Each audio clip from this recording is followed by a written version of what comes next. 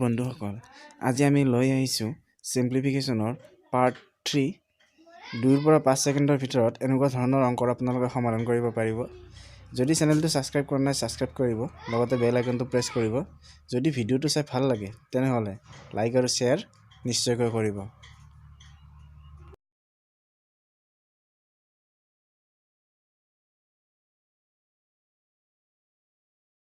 বন্ধুসকল, আমি 1 নম্বৰ অংকটো কৰোঁ।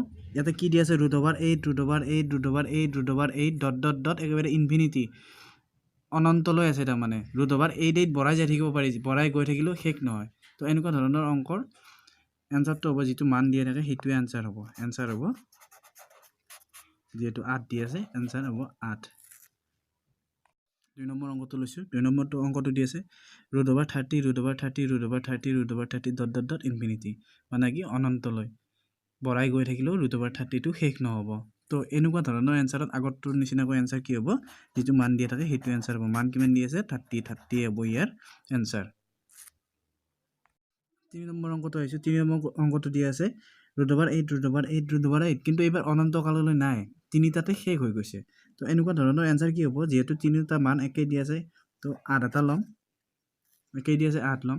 তাৰপিছত কেইটা 8 দি আছে আমাৰ ইয়াতে? 1 2 তিনিটা 8 দি আছে। তো আমি কি কৰিম? তিনিটা 2 পূৰণ কৰিম। তিনিটা 2 পূৰণ কৰিলে কিমান হ'ব? 2 2 4, 4 2 8, ইয়াতে 8 পাতিম। 8তকৈ 1 কম কিমান হ'ব? 7। তো এইটোৱে হ'ব আমাৰ ৰাইট এনচাৰ। 4 নম্বৰ অংকটো লৈছোঁ। 4 নম্বৰ অংকটো দি আছে √7 ইয়াতো কি 4টা 7ত 4টা √7ত শেষ হৈ গৈছে। তো ইয়াত আমি গোটেইকেইটাৰ কমন কি দি আছে? 7 দি আছে, 7 ল'ম। আগৰটোৰ নিচিনাকৈ কেইটা 7 দি আছে? 1 2 3 4টা 7 দি আছে। তো 4টা 2 পূৰণ কৰিলে কিমান হ'ব? 2 2 4, 4 2 8, 8 2 16, 16 হ'ল। 16তকৈ 1 কম কিমান হ'ব? 15। তো আমাৰ এনচাৰ হ'ব এইখিনি হ'ব আমাৰ এনচাৰ।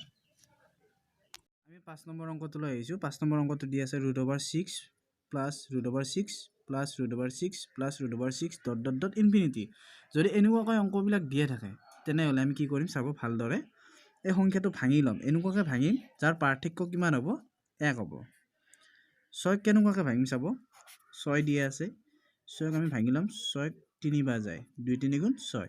তো কি হ'ব? 2 পূৰণ 3। 2 পূৰণ 3 হ'ল, কিন্তু 2 পূৰণ 3 হ'লেই নহ'ব। কি হ'ব লাগিব? ডাঙৰটোৰ পৰা সৰুটো বিয়োগ কৰিলে আমি 1 পাব লাগিব। কি পাব লাগিব? ডাঙৰটোৰ পৰা সৰুটো বিয়োগ কৰিলে 1 পাব লাগিব। এতিয়া চাব, ডাঙৰটোত দি আছে 3, 3ৰ পৰা যদি আমি 2 বিয়োগ কৰোঁ তেতিয়া কি পাম? 1 পাম। তো যদি এনেকুৱাকৈ আমি 1 পাওঁ তেনেহ'লে এই দুটা মানৰ যিটো প্লাছ চিন দি আছে, এই দুটা মানৰ যিটো ডাঙৰ সেইটোৱে হ'ব আমাৰ এনচাৰ। ডাঙৰ কি দি আছে? 3। যদি মাইনাছ থাকিলে ইয়াতে তে সৰুটো হ'লে আমাৰ তাৰ এনচাৰ। যেহেতু ইয়াতে প্লাছ চিন দি আছে, তো ইয়াৰ হ'ব ডাঙৰটো হ'ব এনচাৰ, 3টো হ'ব আমাৰ ইয়াৰে এনচাৰ। 6 নম্বৰ অংকটোলৈ আহিছোঁ। কি দি আছে চাব। √12 +√12 ডট ইনফিনিটি। তো আগৰটোৰ নিচিনাকৈ কি কৰিম? আমি 12টো ভাঙি ল'ম। কেনেকুৱাকৈ ভাঙিম?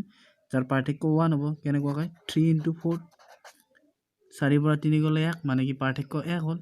তো যিহেতু প্লাছ চিন দি আছে, ইয়াৰ এনচাৰ হ'ব ডাঙৰটো। যিটো ডাঙৰ দি আছে সেইটো এনচাৰ হ'ব। তো ইয়াৰ এনচাৰ হ'ব 4। যদি ইয়াত প্লাছ চিন নাথাকি মাইনাছ চিন থাকিলে তো সৰুটো হ'লে তাৰ এনচাৰ হ'লে 3। তো ইয়াতে যিহেতু ডাঙৰটো দি আছে, প্লাছ চিন দি আছে, তো ইয়াত ডাঙৰটো হ'ব 4। ইয়াৰ শুদ্ধ এনচাৰ 4। 7 নম্বৰ অংকটোলৈ আহিছোঁ চাব। √12 ডট ইনফিনিটি। এইবাৰ ইয়াতে কি দি আছে? মাইনাছ দি আছে। তো আমি কি কৰিম? আগৰটোৰ নিচিনাকৈ একেই প্ৰচেছ। 3 × কি কৰিম? 4 কৰিম। 4ৰ পৰা 3 গ'লে 1, পাৰ্থক্য 1 হ'ল। তো মাইনাছ চিন দি আছে, ইয়াৰ এনচাৰ হ'ব √3। ইয়াৰ এনচাৰ হ'ব কি? 3। তো একদম শ্বৰ্ট ট্ৰিকছত